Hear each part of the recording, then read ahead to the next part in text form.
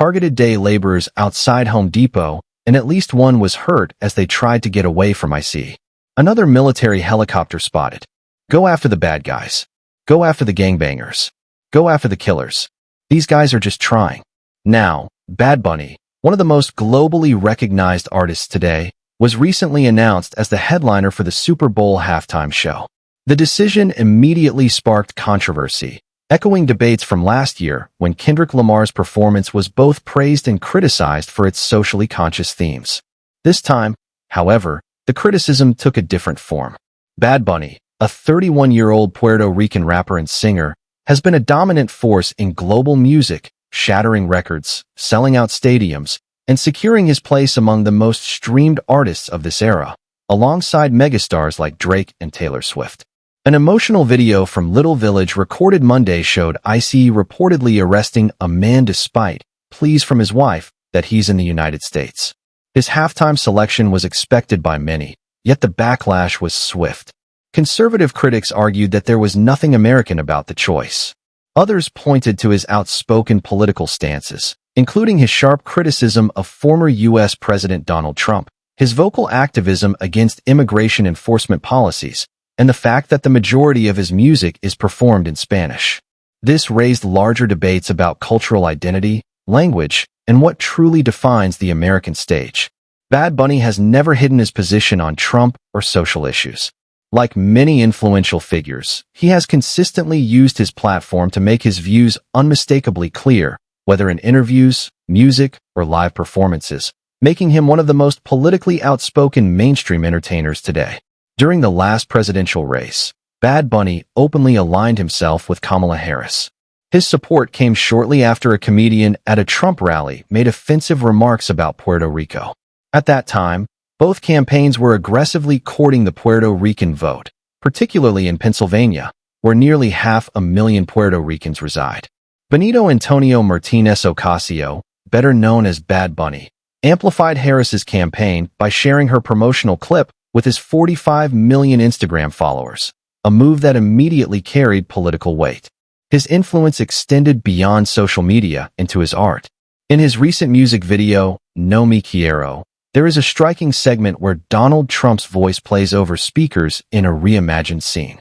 The visual depicts a reality in which Trump is forced to apologize to immigrants, declaring, "This country is nothing without the immigrants."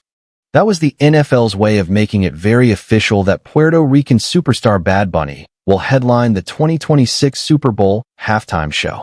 Moments like these highlight how Bad Bunny blends politics with entertainment, using music as a platform to challenge mainstream narratives.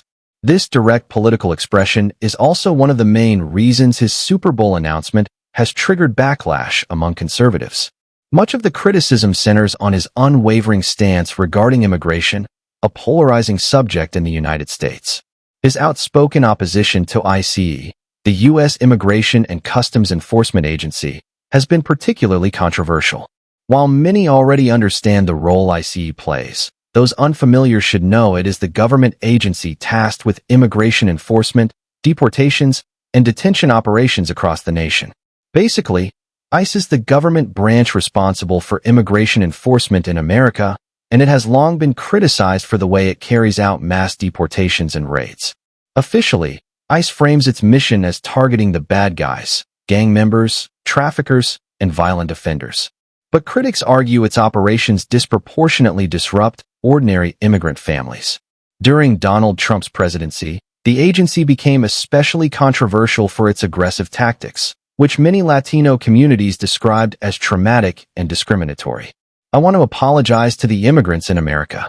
This country is nothing without Mexicans, Dominicans." Because Latinos have often been the majority impacted by these policies, the tension between ICE and Latin American artists, activists, and audiences has only deepened over time. This backdrop also explains why during his most recent tour, Bad Bunny skipped the mainland United States entirely. Puerto Rico is a U.S. territory, so while he performed extensively there, he avoided shows in major continental U.S. cities. Fans quickly noticed the absence and speculated about his reasoning. In a recent interview, Bad Bunny finally addressed the issue directly, acknowledging concerns about ICE and explaining his choice. He said, Honestly, yes. There are many reasons why I didn't show up in the US, and none of them were out of hate. I've performed there many times. All of the shows were successful, all magnificent.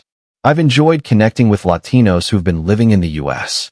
He went on to explain that his Puerto Rico residency allowed US fans to travel there instead, emphasizing that Puerto Ricans and Latinos from the mainland could join the shows in San Juan or anywhere else in the world. In his view, this approach gave him creative freedom while sidestepping political pressures he believed still exist in the US tour market. But there was also the issue of ICE possibly showing up outside his concerts. And Bad Bunny admitted this was something he and his team had discussed with real concern.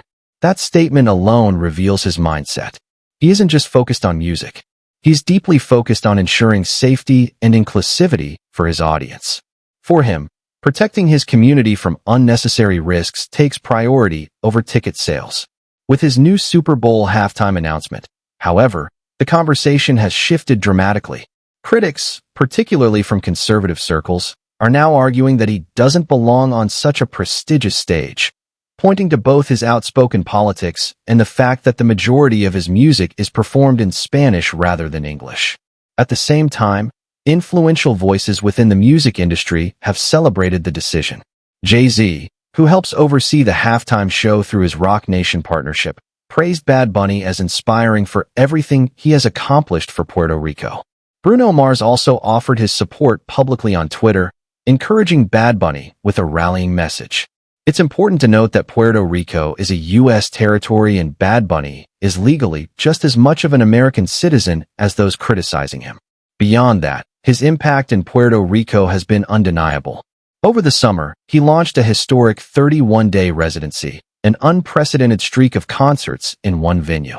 That residency drew in 500,000 fans and generated more than $700 million for the island's economy, cementing him as both a cultural force and an economic powerhouse. It wasn't just a string of concerts. It was a full-scale celebration of Puerto Rican culture, blending traditional music, national pride, and modern artistry. Bad Bunny turned his residency into a cultural milestone that extended far beyond entertainment. He demonstrated how music can become an economic engine, literally shifting financial outcomes for the island. Since Puerto Rico is a U.S. territory, his impact doesn't stop at its shores. The ripple effect ties directly back into the broader American economy.